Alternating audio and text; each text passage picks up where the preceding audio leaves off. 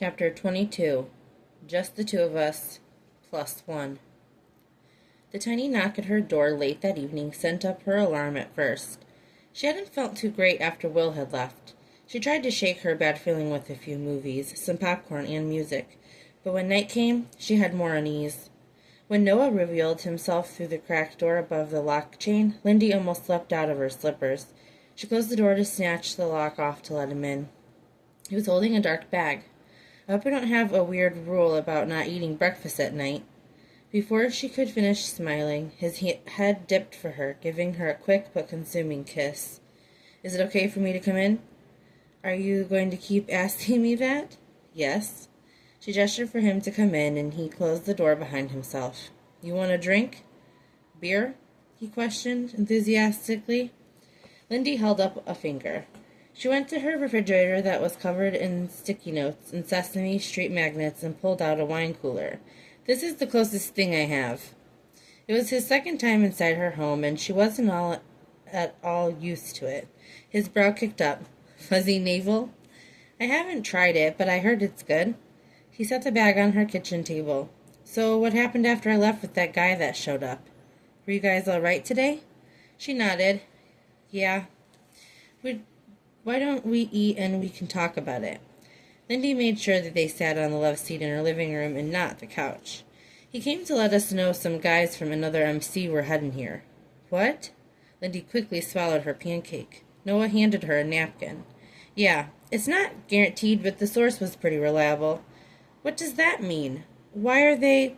Does it have something to do with the crates? Noah nodded. Pretty likely.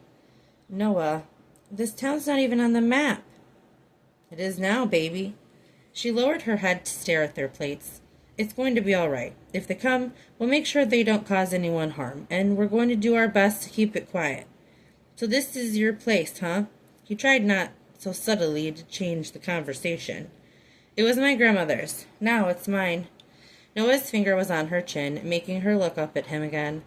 Do you want to stay the night? She asked. For the first time since their second honeymoon night, Noah found himself in bed with Lindy. Nothing happened, and he could have easily rested on the couch a bit. He also could have told her no and walked to the motel, but he didn't want that. He wanted to be exactly where he was. Lindy wasn't a drinker, but they'd split her wine cooler with breakfast, and she was now snoring at his side from it. Noah couldn't get over how different she was from the girls that hung around the club. He liked being with her. He liked the sweet times, and he liked the sweaty times. But reading her tonight, he could see that she needed the sweeter time. Just someone to hold so the world didn't seem so out of control, and he needed that too. A noise from the baby monitor sounded.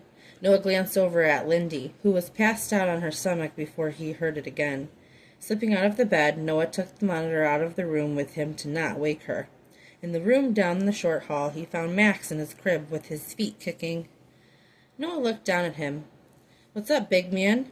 You must need something, but I don't want you to wake up your mommy. Noah reached down and picked up the baby. I'm guessing you want food or a fresh diaper, he whispered. Luckily, Max seemed to calm down a bit after he was picked up.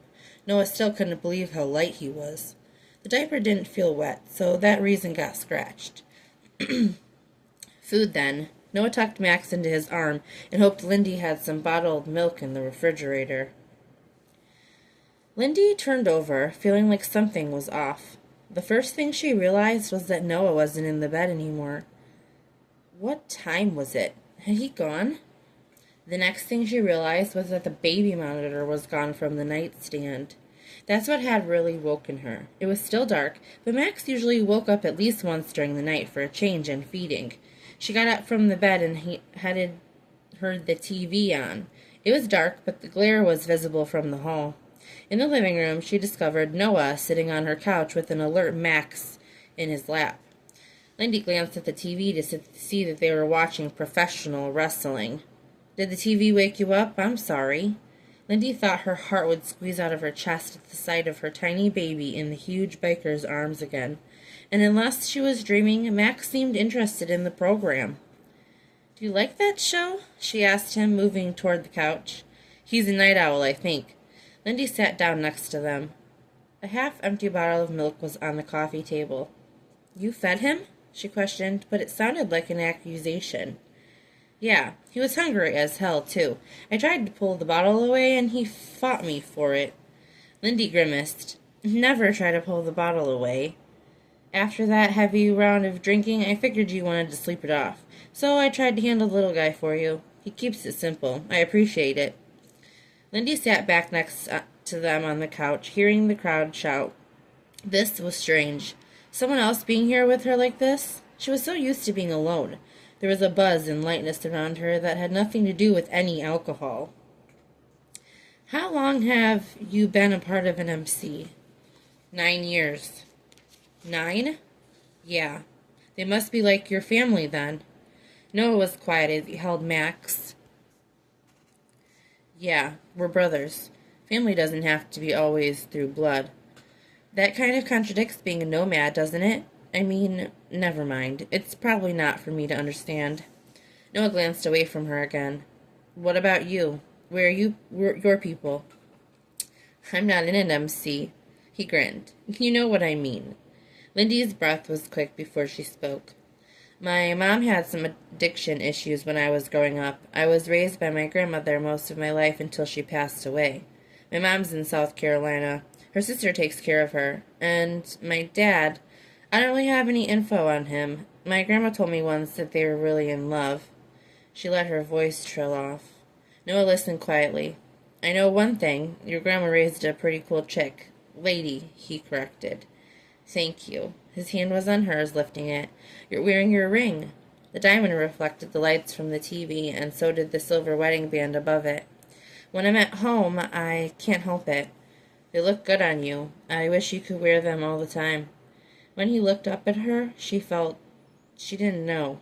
It was just a warmth that radiated over her from him. It reminded her of how she felt the first time she saw her baby, and now whenever he smiled at her. And she knew that was love. Lindy swallowed before she spoke. You're wearing yours, too. It was plainer than the other rings he wore, but it was as an identical match to her band. Lindy's fingers seemed to have a mind of their own and moved over the top of his palm, tracing the winding scorpion. The light touch lingered longer than it should have, traveling over the veins that raised his skin.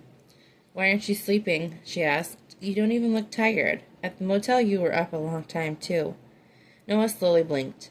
I'm a night owl, like Max. She had to smile. I think he's going to wear his new onesie again tomorrow. What's that? Lindy's mouth twisted to keep from laughing out loud. It's the outfit you bought him?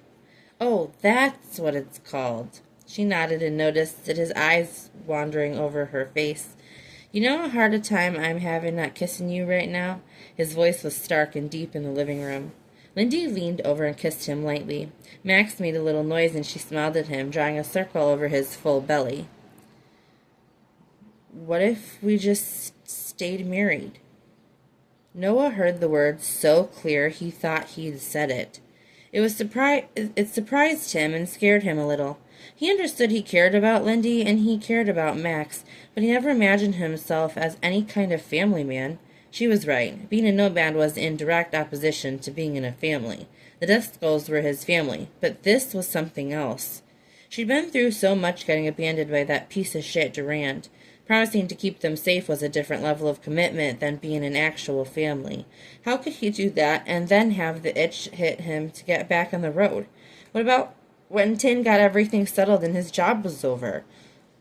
Lindy looked up from Max. Her smile was small, her deep dimples hugging the sides of her lips. Her eyes were sleepy but alert. The sadness he used to see had shifted a bit. Suddenly, something caught his eye out of the window. What's that? He stood from the couch, holding Max. Lindy followed his moves, and they both went to the window.